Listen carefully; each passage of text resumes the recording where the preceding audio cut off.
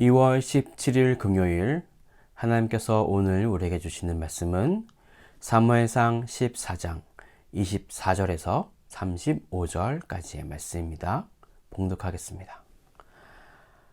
이날에 이스라엘 백성들이 피곤하였으니 이는 사울이 백성에게 맹세시켜 경계하여 이르기를 저녁 곧 내가 내 원수에게 보복하는 때까지 아무 음식물이든지 먹는 사람은 저주를 받을지어다 하였습니다.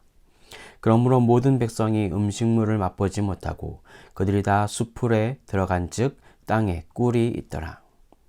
백성이 숲풀로 들어갈 때에 꿀이 흐르는 것을 보고도 그들이 맹세를 두려워하여 손을 그 입에 대는 자가 없었으나 요나단은 그의 아버지가 백성에게 맹세하여 명령할 때에 듣지 못하였으므로 손에 가진 지팡이 끝을 내밀어 벌집에 꿀을 찍고 그의 손을 돌려 입에 대매 눈이 밝아졌더라. 그때 백성 중 한 사람이 말하여 이르되 당신의 부친이 백성에게 맹세하여 엄히 말씀하시기를 오늘 음식물을 먹는 사람은 저주를 받을지어다 하셨나이다. 그러므로 백성이 피곤하였나이다 하니 요나단이 이르되 내 아버지께서 이 땅을 곤란하게 하셨도다. 보라, 내가 이 꿀 조금을 맛보고도 내 눈이 이렇게 밝아졌거든. 하물며 백성이 오늘 그 대적에게서 탈취하여 얻은 것을 의무로 먹었더라면 블레셋 사람을 사륙함이 더욱 많지 아니하였겠느냐. 그날의 백성이 믹마스에서부터 이알론에 이르기까지 블레셋 사람들을 쳤으므로 그들이 심히 피곤한지라. 백성이 이에 탈취한 물건에 달려가서 양과 소와 송아지들을 끌어다가 그것을 땅에서 잡아 핏째 먹었더니 무리가 사울에게 전하여 이르되 보소서 백성이 고기를 핏째 먹어 여호와께 범죄하였나이다. 사울이 이르되 너희가 믿음 없이 행하였도다. 이제 큰 돌을 내게로 굴려 오라 하고 또 사울이 이르되 너희는 백성 중에 흩어져 다니며 그들에게 이르기를 사람은 각기 소와 양을 이리로 끌어다가 여기서 잡아먹되 핏째로 먹어 여호와께 범죄하지 말라 하라 하매 그 밤에 모든 백성이 각각 자기의 소를 끌어다가 거기서 잡으니라. 사울이 여호와를 위하여 제단을 쌓았으니 이는 그가 여호와를 위하여 처음 쌓은 제단이었더라. 하나님께서 지진을 일으키셔서 혼란케 된 블레셋 군대는 도망가기에 바빴고 이스라엘 군대는 그들을 뒤쫓고 있습니다. 그런데 전쟁에서 이기고 있는 이스라엘 군대가 오히려 사기가 떨어져 있습니다. 그들이 피곤해야 합니다. 그 이유는 바로 사울이 백성들에게 금식할 것을 선포하였기 때문입니다. 금식하지 않으면 저주를 받을 것이라고 선언하였습니다. 이에 백성들은 사울의 명령에 두려워하여 감히 음식물을 먹지 못하고 전쟁에 임하고 있습니다. 일반적으로 금식은 애도할 때든지 하나님께 무엇을 구할 때 또는 국가적인 재난이 닥쳤을 때에 행해졌습니다. 우리는 앞서 7장에서 사무엘이 블레셋 사람들의 군사적 위협 앞에서 모든 이스라엘 백성들이 미스바에 모이게 하여 금식을 선포하기도 했던 것을 기억할 것입니다. 그러나 사울은 전쟁의 승리를 위한 명목으로 금식을 선포하였고 형식적으로 경건한 모습을 따르려 하였습니다. 하지만 이미 하나님께서 일하시는 전쟁 중에 금식을 선포하는 것은 이스라엘 군대의 사기와 힘을 빼앗기만 할 뿐입니다.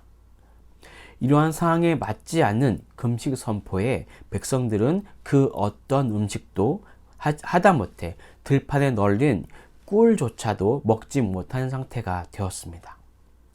이 같은 금식 선언은 복수와 완벽한 승리에 심취하여서 내린 잘못된 선택이었습니다. 리더의 이런 욕심에 의한 실수는 백성들을 더욱 힘들게 할 뿐입니다. 그런데 전쟁에서 앞장서서 싸우느라 아버지 사울의 금식 선언을 듣지 못한 요나단이 들판에 넘쳐 흐르는 벌꿀을 찍어 먹었습니다. 피곤할 때 당을 먹으면 눈이 번쩍 뜨어지지 않습니까? 요나단도 싸우느라 몹시 피곤한 상태에서 몸에 당이 들어가니 다시 기운이 났던 것입니다. 그 모습을 보았던 한 백성이 요나단에게 사울이 명령했던 원수에게 보복할 때까지, 오늘 저녁까지 음식을 먹게 되면 저주를 받을 것을 선언하였다는 것을 알려줍니다. 그리고 백성들이 더욱 피곤해하는 이유가 이것이라고 알려줍니다. 여기서 요나단은 하나의 실수를 하게 되는데요. 사울의 금식령을 너무 가볍게 여기고 아버지를 공개적으로 비난했기 때문입니다. 29절과 30절을 보시면 요나단이 이르되 내 아버지께서 이 땅을 곤란하게 하셨도다. 보라, 내가 이 꿀 조금을 맛보고도 내 눈이 이렇게 밝아졌거든. 하물며 백성이 오늘 그 대적에게서 탈취하여 얻은 것을 의무로 먹었더라면 블레셋 사람을 사륙함이 더욱 많지 아니하였겠느냐. 이러한 요나단의 발언으로 말미암아 백성들은 그동안 절제하였던 욕망이 폭발해 버렸습니다. 이제 이스라엘 백성들은 탈취한 물건에 달려가서 양과 소와 송아지를 끌어다가 잡아먹기 시작합니다. 한번 그 경계선이 무너지자 그들은 그 고기를 핏째 먹기 시작했습니다. 이것은 시내산에서 하나님께서 알려주신 율법에 절대적으로 위배되는 행동이었습니다. 레위기 17장 14절에서는 이렇게 나와 있습니다. 모든 생물은 그 피가 생명과 일체라. 그러므로 내가 이스라엘 자손에게 이르기를 너희는 어떤 육체의 피든지 먹지 말라 하였나니 모든 육체의 생명은 그것의 피인즉 그 피를 먹는 모든 자는 끊어지리라. 전쟁이 아직 계속되고 있었으므로 아직은 전리품을 취할 때가 아님에도 불구하고 요나단의 이 제안은 일반적인 전리품 취득의 법도 어긋난 것이었습니다. 결국 이 일이 사울에게 보고되었습니다. 그러자 사울은 그들의 불신을 책망하고 큰 돌을 자신에게 굴려오라고 명령합니다. 그리고 백성들에게 하나님을 위한 제단을 쌓으라고 명령하고 있습니다. 자, 그럼 오늘 본문을 통해서 우리에게 주시는 메시지입니다. 첫째, 경건을 세상과 타협하기 시작하면 쉽게 무너집니다. 사울은 원수에게 철저한 보복을 위해서 금식을 선언하였습니다. 금식은 내가 원하는 것을 얻어내기 위한 투쟁하는 것이 아니라 내 뜻이 아닌 하나님의 뜻을 구하는 것입니다. 이렇게 사울은 전쟁에서 승리한 왕으로 인정받고 싶어 함에 금식을 이용하고 있습니다. 요나단은 어떠합니까? 요나단은 금식의 경건을 너무 쉽게 여깁니다. 싸우는 백성들이 충분히 먹고 건강하게 힘이 있어야 전쟁에서 이길 수 있다고 여겼습니다. 30절에서 보시면 하물며 백성이 오늘 그 대적에게서 탈취하여 얻은 것을 임의로 먹었더라면 블레셋 사람을 사륙함이 더욱 많지 아니하였겠느냐. 금식을 하지 말고 잘 먹었다면 더 잘 싸워서 블레셋 사람들을 더 많이 사륙하였을 것이라는 말입니다.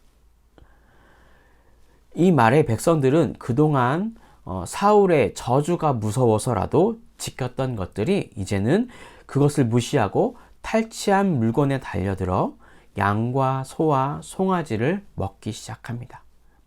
그러다가 하나님이 금하게 된 피까지 먹어버린 죄를 짓게 되었습니다.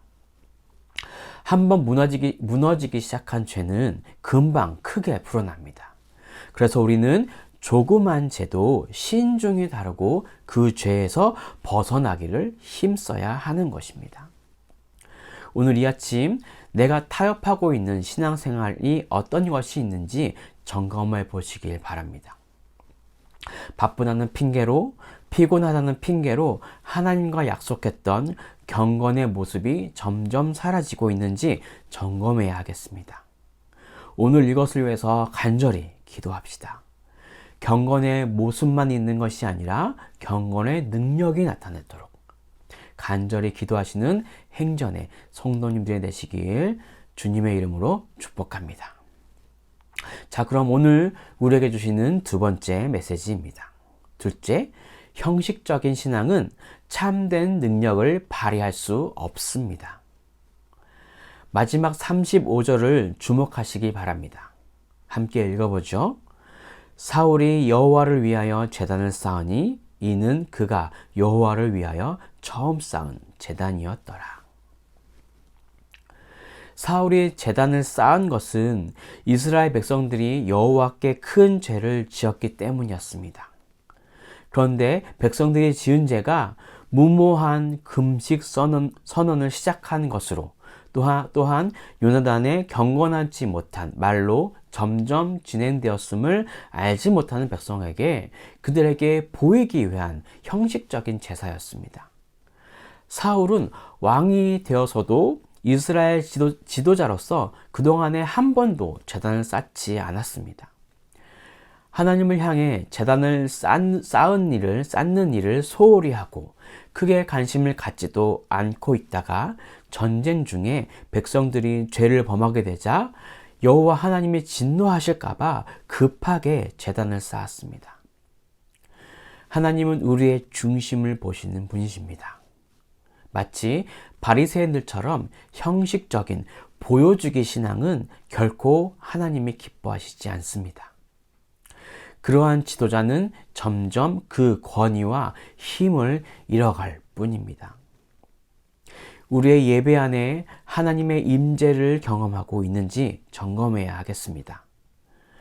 나의 예배가 하나님의 말씀이 살아 숨쉬는 예배인지 아니면 단순히 순서대로 따라가는 형식적인 예배인지 점검하시고 하나님이 찾으시는 참된 예배자가 되시길 주님의 이름으로 축복합니다.